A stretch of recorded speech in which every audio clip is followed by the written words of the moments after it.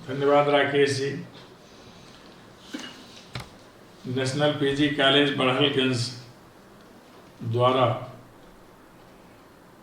National education policy 2020 and आत्मनिर्भर भारत विषय पर आयोजित इस राष्ट्रीय वेबिनार में विभिन्न दायित्वों के साथ प्रतिभाग कर रहे सभी विद्वज्जन, सुधीजन और सहभागीगण, इस क्रम में इस डिजिटल प्लेटफॉर्म पर जो दिखे, मेरे प्रिय doctor Ashwini Kumar Mishra ji, professor Ajay Kumar Shukla ji, professor Ritesh Kumar Singh ji, doctor Ashwini Dutt Pathak ji, और अभी मैं जिसे सुन रहा था मेरे अनन्य मित्र, सहयोगी और अंतर्राष्ट्रीय फलक पर एक विशिष्ट मनोवैज्ञानिक के रूप में, मनोविज्ञान विभाग के दक्ष आचार्य के रूप में प्रतिष्ठित प्रोफेसर आनंद प्रकाश जी, इस महाविद्यालय के यशस्वी प्राचार्य डॉक्टर रविंद्र पांडे जी, सारे शिक्षकगण और वे सभी जो किसी न किसी रूप में आज के कार्यक्रम से संबद्ध हैं। एक अत्यंत महत्वपूर्ण विषय जिस पर बहुत अच्छी वक्तृता भी आप लोगों ने सुनी और अंत में मैंने प्रोफेसर आनंद जी को भी सुना और उसके बारे में कुछ संकेत राकेश जी ने भी किया, मेरे बारे में कुछ ज़्यादा ही वो बता गए। जब हम राष्ट्रीय शिक्षा नीति की बात करते हैं तो तुरंत ध्यान में आता है कि बहुत दिनों के बाद एक हम लोगों के सम्मुख सुविचारित, सुव्यवस्थित, समेकित, सर्वसमावेशी शिक्षा नीति आई है, जिसमें संकल्प से सिद्धि की ओर जाने का पूर्ण विधान है।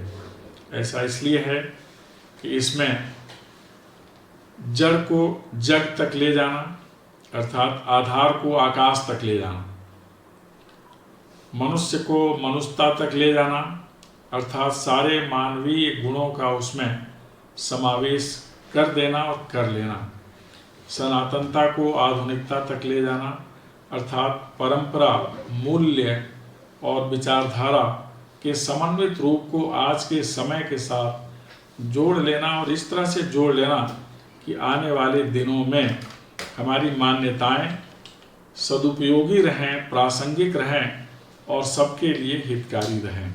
क्योंकि हमारी परंपरा में ही है सर्वे भवन्तु सुखिनः सर्वे सन्तु निरामयाः। यह भाव लेकर के हमारी शिक्षा नीति इस बार हम लोगों के सम्मुख है।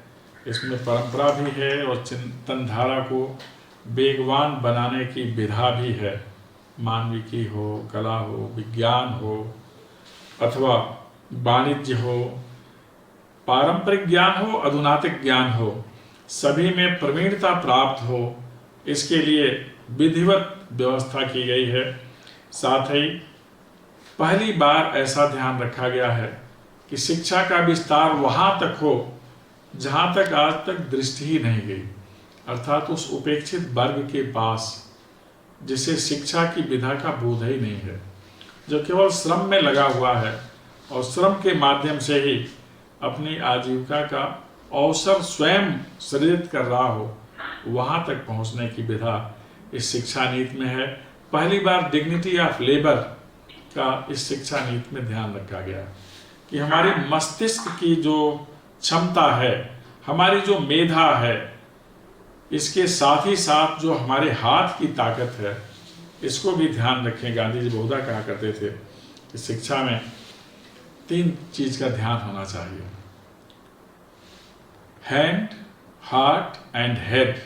तीनों का विधिवत इसमें ध्यान रखा गया है और इसलिए जो हमारी मान्यताएं रही, पुरातन मान्यताएं, जिसके 3 प्रतीक केंद्र थे हमारे प्राचीन विश्वविद्यालय, जिन्होंने ज्ञान, विज्ञान और ध्यान, साथ ही साथ योग और योगाभ्यास सबके लिए चिंतन किया, नालंदा, तक्षशिला, विक्रमशिला, वहाँ की परंपरा को भी इसमें समाहित किया गया है। तर्कशास्त्र और तर्क के माध्यम से निष्पादन तक पहुंचना, तर्क के माध्यम से निर्णय तक पहुंचना और तर्क के माध्यम से यथार्थ की तलाश कर लेना, सबका ध्यान रखते हुए इस शिक्षा नीति का प्रणयन किया गया है। और अब तो स्थिति इसके क्रियान्वयन की है। इस शिक्षा नीति के कई सोपान हैं, हम लोगों के सामने कई विचार इसको लेकर के हैं। पहली बार शिक्षा नीति में इसका ध्यान रखा गया कि हम मूल चिंतन करते किसमें हैं, अपनी मातृभाषा में, देशज भाषा में, अथवा जो परिवार की भाषा है, जो लोकाचार की भाषा है, हम उसमें अध्ययन और मनन करते हैं। इसलिए प्राथमिक स्तर पर अपनी मातृभाषा में शिक्षा मिल सके, इसके लिए व्यवस्था है।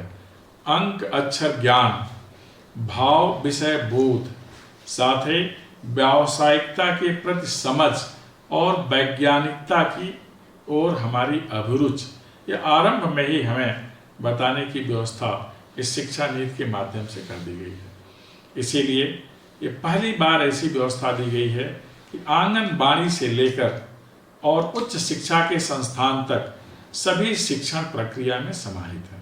इसीलिए इसे होलिस्टिक एजुकेशन पॉलिसी कहते हैं। ये समग्रता है, इसमें 4 विशेषताएं आमतौर पर हम लोग चर्चा करते हैं कि पहले तो यह समग्र है, कम्प्रिहेंसिव है। दूसरे यह एकात्म है, इंटीग्रेटेड है, प्राथमिक से लेकर अनुसंधान तक सबको एक सूत्र में बांध रखा है। समावेशी है, इंक्लूसिव है, सबके लिए विधान है और फ्यूचरिस्टिक है, भविष्योन्मुखी है। ये 4 इसकी प्रमुख विशेषताएं हैं जिसको लेकर के हम लोग बहुधा चिंतन मनन करते हैं। और अब तो इसको क्रियान्वित करने की स्थिति में हम लोग हैं।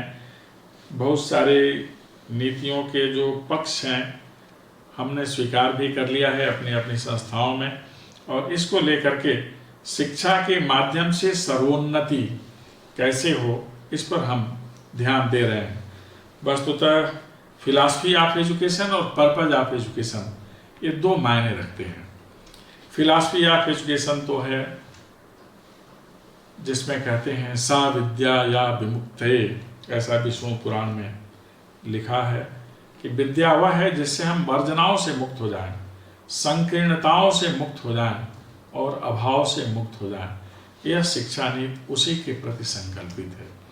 और पर्पज ऑफ एजुकेशन है सर्वोन्नति, व्यक्ति, परिवार, समाज और राष्ट्र। यह सर्वोन्नति गांव से लेकर और राष्ट्र तक, स्वावलंबन से लेकर आत्मनिर्भरता तक का विधान करती है। तो इस सर्वोन्नति में दोनों भाव निहित हैं। इसीलिए इसमें कृषि और ऋषि दोनों परंपराओं का ध्यान रखा गया है।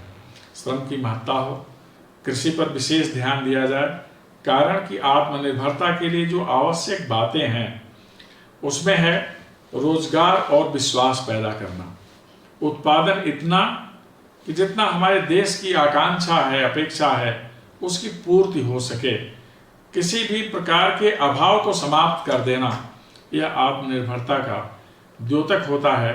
इसीलिए इसमें आय और आजीविका पर भी ध्यान रखा जाता है कि ऐसा विधान हो कि आय और आजीविका के साधन पर्याप्त हों, अन्न पर्याप्त हो, खाद्यान्न सुरक्षा हो, ऊर्जा सुरक्षा हो, स्वास्थ्य सुरक्षा हो, पर्यावरण सुरक्षा हो, आंतरिक एवं बाह्य सुरक्षा हो, सबका समेकित विचार इस शिक्षा नीति में है। और हम कैसे प्रयोगशाला से लेकर और आधार तल तक, जमीन तक हम अपने अनुसंधान की उपलब्धियों को पहुंचा सकें, यह सारी बातें इस शिक्षा नीति में है। आप सबने पहले ही चर्चा कर लिया होगा कि इसमें मल्टीपल एंट्री और एग्जिट की व्यवस्था है। जो स्नातक कोर्स है उसी के लिए विशेष रूप से है यह कि विद्यार्थी के पास बहुविषयक विकल्प होंगे। और अब कॉम्बिनेशन विद्यार्थी के सामने नहीं होगा कि आप साइंस के विद्यार्थी हो तो एक कॉम्बिनेशन है फिजिक्स, केमिस्ट्री, मैथ से ही पढ़ो। अब सारे विषय उसके सामने होंगे, उसे स्वयं तय करना होगा कि वह फिजिक्स केमिस्ट्री के साथ म्यूजिक पढ़ेगा, पॉलिटिकल साइंस हिस्ट्री के साथ वो मेटलर्जी पढ़ लेगा, बॉटनी पढ़ लेगा, क्या पढ़ेगा, यह अब उसका विकल्प होगा। ऐसा इसलिए विकल्प दिया है कि इस शिक्षा व्यवस्था में जो खास बातें हैं वह यह है कि एम्प्लॉयबिलिटी का भी ध्यान रखा गया है।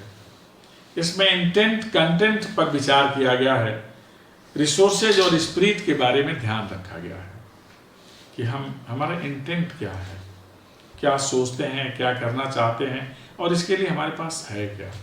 साथ ही इसमें हम इस शिक्षा व्यवस्था से विद्यार्थियों को क्या देने वाले हैं, कंटेंट क्या है, हमारे टीचर्स क्या देने वाले हैं, हमारी सामग्री क्या है, चाहे पाठ्य पुस्तक के रूप में, चाहे इंफॉर्मेशन के और भी जो तरीके हैं। आजकल हम लोग डिजिटल प्लेटफॉर्म पर संवाद भी कर रहे हैं और इसके माध्यम से अध्ययन अध्यापन भी चल रहा है और हम कह रहे हैं कि अब जो हमारी शिक्षा व्यवस्था होगी वह ब्लेंडेड मोड की होगी, ऑफलाइन भी ऑनलाइन भी, रियल क्लासरूम में भी और वर्चुअल क्लासरूम में भी। तो इस तरह की शिक्षा व्यवस्था है। तो ऐसे में हम क्या कंटेंट देने जा रहे हैं? कंटेंट वह होगा जो हमारे आचार शास्त्र का परिचायक होगा। अभी मानवीय मूल्यों की बात हो रही थी। हमारे यहाँ जो आचार शास्त्र है, जो मानव मूल्य हैं, वो विशेष महत्वपूर्ण है। अहिंसा, शुचिता, सदाशयता, संवेदनशीलता, सहिष्णुता, साहचर्य और सर्वोपरि राष्ट्र के प्रति निष्ठा। इतनी चीजें हमारे यहाँ मूल्य तैयार करती हैं, मूल्य सृजित करती हैं और स्वयं मूल्य के रूप में मनुष्य में प्रवेश करती हैं। तभी व्यक्ति एक आदर्श इंसान बनता है और देश का आदर्श नागरिक बनता है। इस शिक्षा व्यवस्था में इस पर बहुत ज़्यादा ध्यान दिया गया है कि हम अतीत से आधुनिकता तक जाएंगे और हर क्षेत्र में हम इतना प्रवीण हो जाएंगे कि ग्लोबल सिटीजन बन जाएंगे। इसलिए हमारी जो शिक्षा व्यवस्था है, ये जो शिक्षा नीति है, इसका स्वरूप वैश्विक है लेकिन इसकी आत्मा भारतीय है। इसलिए है कि इसमें भारतीय भाषाओं के ऊपर आग्रह है, भारतीय संस्कृति के ऊपर आग्रह है, श्रम की महत्ता के प्रति आग्रह है और भारतीय चिंतन परंपरा के प्रति आग्रह है। लेकिन इस आग्रह के साथ जो अधुनातन शिक्षण प्रणाली है, अधुनातन ज्ञान विज्ञान की विधाएं हैं, उससे दूर रहने का कोई भाव नहीं है। उसे भी लेना है और उसे देशज बनाना है और जो हमारा देशज है उसे समयानुकूल बना लेना है और इस तरह हम शिक्षा के माध्यम से शिखर पर पहुंचने का प्रयास करने वाले हैं। इसके लिए जो शिक्षण संस्थान हैं उनके लिए भी कुछ मानक तय किए गए। जैसे मल्टीपल एंट्री एग्जिट में बच्चों के लिए कर दिया गया कि 1 साल अगर विद्यार्थी पढ़ता है तो सर्टिफिकेट कोर्स पा जाएगा, डिग्री, 2 साल पढ़ता है डिप्लोमा पा जाएगा, 3 साल पढ़ता है तो ग्रेजुएशन की डिग्री पा जाएगी। ये ग्रेजुएशन 3 और 4 साल का होगा, पास कोर्स भी होगा, ऑनर्स भी होगा। और इसके बाद जिन्होंने 4 वर्ष का पाठ्यक्रम किया है, 1 साल का पीजी करेंगे, फिर सीधे रिसर्च में जाएंगे। जिन्होंने 3 साल का ग्रेजुएशन किया है, 2 साल की पीजी करेंगे, रिसर्च में जाएंगे। लेकिन इसका सिर्फ आशय ये है कि जैसे स्नातक स्तर पर विभिन्न प्रकार के विषय विद्यार्थी के समक्ष हैं, स्वतंत्रता है विषय चयन की, उसी तरह से उसे आजीविका चयन की भी स्वतंत्रता रहेगी। आज वह सर्टिफिकेट कोर्स के आधार पर कोई नौकरी कर रहा है, कल को लगा कि नहीं हमें दूसरी नौकरी करनी है डिप्लोमा के माध्यम से, तो फिर अपने संस्थान में आएगा और सीधे 2य वर्ष के पाठ्यक्रम में या 3य वर्ष के पाठ्यक्रम में प्रवेश पाएगा और पहले वर्ष का जो क्रेडिट है वह सुरक्षित रहेगा एकेडमिक क्रेडिट बैंक में, जिसे डिजी लॉकर बोलते हैं। उस जब आएगा फिर सीधे उसको दूसरे वर्ष में प्रवेश मिल जाएगा, 2 वर्ष करके गया है तो तीसरे वर्ष में मिल जाएगा और उसके सारे क्रेडिट जुड़ेंगे और इस तरह से वह प्रोफेशन में भी अपने पास विकल्प रखेगा। समय समय पर जैसा चाहे वह व्यवसाय, आजीविका का साधन, नौकरी प्राप्त कर सकता है। यह विधान है, यानी बहुमुखी प्रतिभा और बहुमुखी विकास इस शिक्षा व्यवस्था की खास विशेषता है। इस शिक्षा प्रणाली के माध्यम से हमें शोध में गुणवत्ता लाना है, गुणवत्ता परक शोध। एक व्यवस्था दी गई है कि quality research is the basis of quality education and educational institution. जब हम गुणवत्ता परक शोध करेंगे तो शिक्षा व्यवस्था स्वयं ही गुणवत्ता परक हो जाएगी और जो शिक्षण संस्थान हैं वह भी गुणवत्ता परक मान लिए जाएंगे। और इस शोध की प्रक्रिया में धर्म, दर्शन, अध्यात्म, विज्ञान कला, वाणिज्य, जितने भी क्षेत्र हैं उसमें प्रवीणता प्राप्त करने का विधान रहेगा। और यह सारी शिक्षा व्यवस्था ज्ञान आधारित महाशक्ति बनाने के लिए है भारत को। ये इसका लक्ष्य है कि आने वाली दुनिया ज्ञान लोक की दुनिया, ज्ञान लोक कही जाएगी, और इस ज्ञान लोक में भारत अपनी शिक्षा व्यवस्था के माध्यम से महाशक्ति बनेगा। यह भाव है। कभी हम विश्व गुरु थे और इस शिक्षा व्यवस्था के माध्यम से हम पुनः विश्व गुरु होने वाले हैं। हमारे शिक्षण संस्थान इतना महत्वपूर्ण बनेंगे, इतने विषयों की शिक्षा दी जाएगी कि जिन विषयों के अभाव में हमारे यहाँ के विद्यार्थी विदेश में चले जाते थे, उन विषयों की भी शिक्षा दी जाएगी। और अब एक नया शब्द ही हमारे माननीय प्रधानमंत्री जी, जो आज वैश्विक फलक पर महानायक के रूप में समादृत हैं, stay in India, study in India का जो संदेश है कि जो बाहर हमारे विद्यार्थी पढ़ने चले गए थे और इस कोरोना के काल में उन्हें वापस आना पड़ा, उनके लिए उतनी ही उच्च स्तर की शिक्षा की व्यवस्था हमारे देश में होगी। इससे दो फायदे होंगे। हमारा विद्यार्थी हमारे ही देश में रह के पढ़ेगा तो जो उसकी प्रतिभा है, ब्रेन है, माइंड है, उसका प्रयोग देश के उन्नयन के लिए होगा। और जो पैसा है, प्रतिभा के साथ जो प्रतिभा और पैसा दूसरे देश के काम में आती थी, अब हमारे देश में ही उसका प्रयोग होगा, वह पैसा अपने ही देश में रहेगा। इस तरह माइंड एंड मनी दोनों का राष्ट्र के लिए सदुपयोग होगा। और हमारे संस्थान खुद ही इतने उच्च स्तर के हो जाएंगे कि इनसे प्रतिस्पर्धा करने के लिए, इनसे सीखने के लिए दुनिया के 100 विदेशी जो प्रमुख विश्वविद्यालय हैं, अपनी शाखा खोलने के लिए उन्हें अनुमति मिलेगी भारत के कानून के अंतर्गत, ताकि विद्यार्थी अगर वहाँ पढ़ना चाहता है तो वहाँ जाकर के उनकी संस्थानों में भी पढ़ सकता है। वहाँ जो क्रेडिट मिली हुई है, अपने देश में शिक्षण संस्थान में प्रवेश लेके उस क्रेडिट का प्रयोग कर सकता है। तो इस तरह से बहुत समग्र शिक्षा प्रणाली है और इसके माध्यम से निरंतर उन्नति ही होनी है। इसके लिए संस्थानों को भी तैयार रहना है। इसके लिए 4 प्रकार के रेडीनेस का विधान है। आप लोगों ने व्याख्यान के दौर में बहुत सारे जो आप लोगों के सामने विषय आए, उसमें आपको बताया गया होगा कि जो कॉलेजेस हैं उन्हें ऑटोनोमस बनने के लिए 4 प्रकार की तैयारी करनी है। विश्वविद्यालयों के लिए भी है। ये देखना है कि इंस्टीट्यूशनल रेडीनेस कैसा है, इंफ्रास्ट्रक्चर कैसा है, ब्लेंडेड मेथड से पढ़ाई होगी, क्लासरूम कैसे हैं, जन सुविधाएँ कैसे हैं, मेज कुर्सियाँ कैसी हैं, कंप्यूटर कैसे हैं, रियल क्लासरूम के साथ ही साथ वर्चुअल क्लासरूम कैसा है, जहाँ विद्यार्थी आए तो उसे लगे कि हम बहुत कुछ सीखने वाले हैं और अधुनातन प्रवृत्तियों से युक्त होने वाले हैं, जो दुनिया में ज्ञान का प्रवाह है उससे संयुक्त और संपृक्त होने वाले हैं। तो इस प्रकार का इंफ्रास्ट्रक्चर अब महाविद्यालयों में, उच्च शिक्षा के संस्थानों में अपेक्षित है। दूसरी रेडीनेस है फैकल्टी रेडीनेस, कि हमारे जो टीचर्स हैं, फैकल्टी मेंबर्स हैं, वो कितना तैयार हैं इस ब्लेंडेड मोड से अध्ययन अध्यापन की प्रक्रिया में लगे रहने के लिए। अभी हम डिजिटल प्लेटफॉर्म पर पढ़ा रहे हैं, हम कैसा कंटेंट तैयार कर रहे हैं, किस तरह से अपलोड कर रहे हैं, क्या आवश्यक जानकारी है जो विद्यार्थियों को दे रहे हैं। इसके लिए फैकल्टी रेडीनेस आवश्यक है, यूज टू होना चाहिए टेक्नोलॉजी से। आज का दौर ही टैलेंट एंड टेक्नोलॉजी का दौर है। इस प्रक्रिया में हमें देखना है कि टैलेंट टेक्नोलॉजी पर प्रभावी रहे, मनुष्य मशीन पर प्रभावी रहे, यह देखना है। इसके लिए हमारी फैकल्टी रेडीनेस होनी चाहिए। सबसे बड़ा स्टेक होल्डर एजुकेशनल सिस्टम में विद्यार्थी है, उसकी रेडीनेस हमें देखनी है कि वह कितना तैयार है आज के दौर में इस अध्ययन अध्यापन की प्रक्रिया से लाभान्वित होने के लिए। और इसके लिए जरूरी है कि उसके अंदर सेंस ऑफ इंक्वायरी हो, डिस्कशन की प्रवृत्ति हो, डिस्कवरी का भाव हो उच्च शिक्षा में जाने के लिए, अनुसंधान के लिए, और एनालिटिकल ब्रेन हो, एनालिसिस की क्षमता हो, तो निश्चित रूप से वो बहुत कुछ कर सकेगा। और इस रेडनेस के लिए जरूरी है कि एक विद्यार्थी के मन में 3 चीजें होनी चाहिए: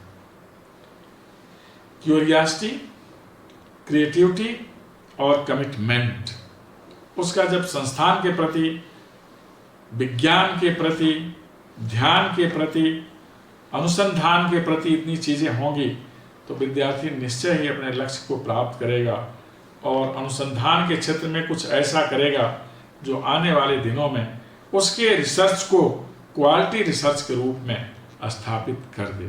क्वालिटी रिसर्च अर्थात तथ्यपरक, ज्ञानपरक, पूर्ण विश्लेषित, तथ्य प्रामाणिक हो और यह शोध या अनुसंधान सर्वग्राह्य हो, सर्वमान्य हो और लोकोपयोगी हो, जिससे जनहित होता हो, राष्ट्रहित होता हो, तब यह क्वालिटी रिसर्च बनता है जिसमें इतनी चीज़ें होती हैं। प्रामाणिकता पूर्ण रूप से उसमें होनी चाहिए। इस तरह से भाव रखने वाला विद्यार्थी माना जाता है तो बिल्कुल तैयार है। फिर एक रेडनेस होती है लाइब्रेरी की, कि हमारी जो ज्ञान विज्ञान की दस्तावेजी व्यवस्था है पुस्तकों के रूप में, कितनी पर्याप्त मात्रा में पुस्तकालय में है। और आजकल तो डिजिटल लाइब्रेरी भी हो गई है, तो इसके माध्यम से हम पूरी दुनिया की जानकारी रख सकते हैं। डिजिटल बुक्स भी आ गई, डिजिटल जर्नल्स भी आ गए, तो इसका बहुत ज़्यादा महत्व है और इस रूप में लाइब्रेरी को देखना चाहिए। क्योंकि हमारे जो पुरातन ग्रंथ हैं, अधुनातन ग्रंथ हैं, सामयिक ग्रंथ हैं, या जो ग्रंथ अब सृजित होंगे, उनके लिए लाइब्रेरी में निश्चित स्थान हो। लेकिन केवल लाइब्रेरी की शोभा पुस्तकें बढ़ाएं, ये जरूरी नहीं है। हमारे शिक्षक कितना समय लाइब्रेरी में दे रहे हैं, विद्यार्थी कितना समय लाइब्रेरी में दे रहे हैं, यह भी मायने रखता है। और ये सारी चीज़ें जब रखेंगे तो हम शिक्षा के 5 स्तंभों को बिल्कुल व्यवहारिक धरातल पर ला सकेंगे। एक तो एक्सेस, इसकी पहुंच कहाँ तक हो रही है, विस्तार कहाँ तक है। अभी तक जिनके पास शिक्षा व्यवस्था नहीं पहुंची थी, उनके लिए दोनों ब्लेंडेड मोड से, क्लासरूम से भी, जो क्लासरूम में नहीं आ सकते उन्हें ऑनलाइन माध्यम से समानता भी देखना है, भागीदारी भी देखना है, इक्विटी जिसे कहते हैं, क्वालिटी की चर्चा हमने किया ही। एफोर्डेबिलिटी, वाहनीय कितनी है शिक्षा व्यवस्था, इस पर बहुत ज़्यादा ध्यान दिया गया है कि अब जो बहुत सारे कोचिंग सेंटर्स चलते थे उसकी ज़रूरत ना पड़े, बच्चों को बहुत ज़्यादा धन ना लगाना पड़े शिक्षा के लिए। तो राज्य का भी दायित्व है, समाज का भी दायित्व है, तो वाहनीय है ये हमारी शिक्षा नीति के माध्यम से। ऐसे शिक्षण संस्थान और स्तरों पर जवाबदेही तय होनी चाहिए, पारदर्शी व्यवस्था होनी चाहिए और शिक्षकों के प्रशिक्षण की भी व्यवस्था इसमें की गई है। मूल्यांकन के लिए अलग से विधान किया गया है। विद्यार्थी स्वयं भी अपना मूल्यांकन करेगा, उसके मित्र भी उसका मूल्यांकन करेंगे, सबका मूल्यांकन होता ही रहता है। तो इन सब चीज़ों पर ध्यान देके और इनोवेशन के बारे में विचार किया गया कि हम क्वालिटी रिसर्च के साथ ही साथ इनोवेटिव बने, नवाचार, और नवाचार अत्यंत उपयोगी होना चाहिए, उसमें आंचलिकता का भी भाव होना चाहिए। इसीलिए माननीय प्रधानमंत्री जी ने बहुत सारी बातें कही। स्किल, री स्किल, अप स्किल के माध्यम से हमें कौशल के शिखर पर आसीन हो जाना है।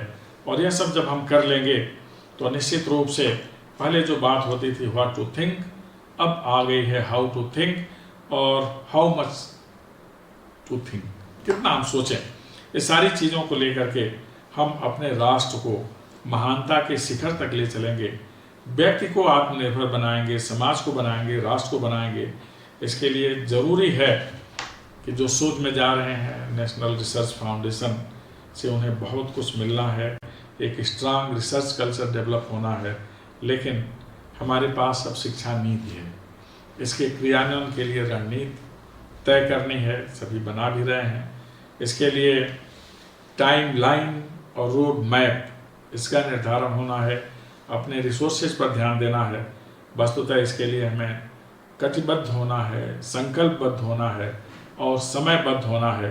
तो निश्चित रूप से जो लक्ष्य है शिक्षा नीति के माध्यम से कि भारत को दुनिया का महानतम राष्ट्र बनाना, उसमें हम सफल हो सकेंगे। और इस महानता के लिए ज़रूरी है कि हम आत्मनिर्भर बनें।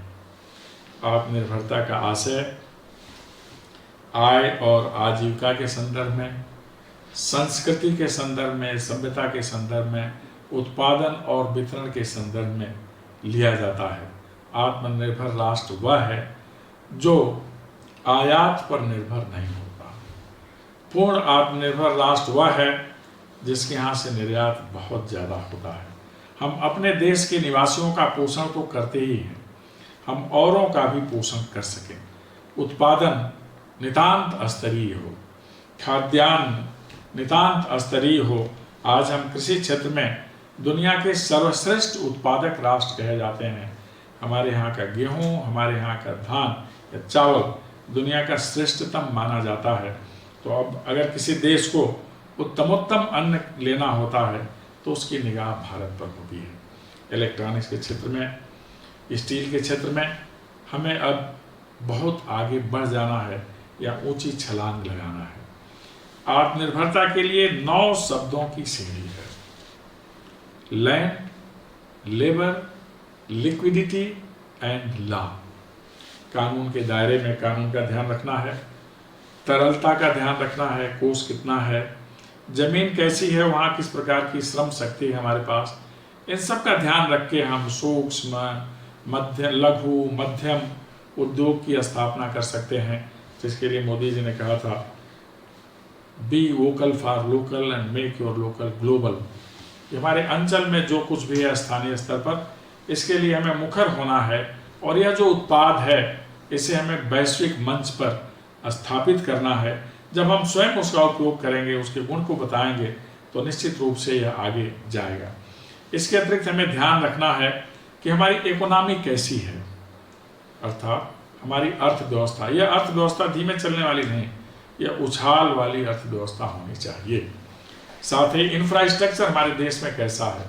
जहां हम औद्योगिक अवस्थापना पर ध्यान दे रहे हैं, वहाँ इंफ्रास्ट्रक्चर कैसा, आधारभूत संरचना कैसा है, वहाँ काम करने वाले लोग कितने हैं, वो संगठित क्षेत्र से असंगठित क्षेत्र से रोजगार का अवसर मिल रहा है उस उत्पादन में, संगठित क्षेत्र का कितना अंश है, असंगठित क्षेत्र का कितना अंश है।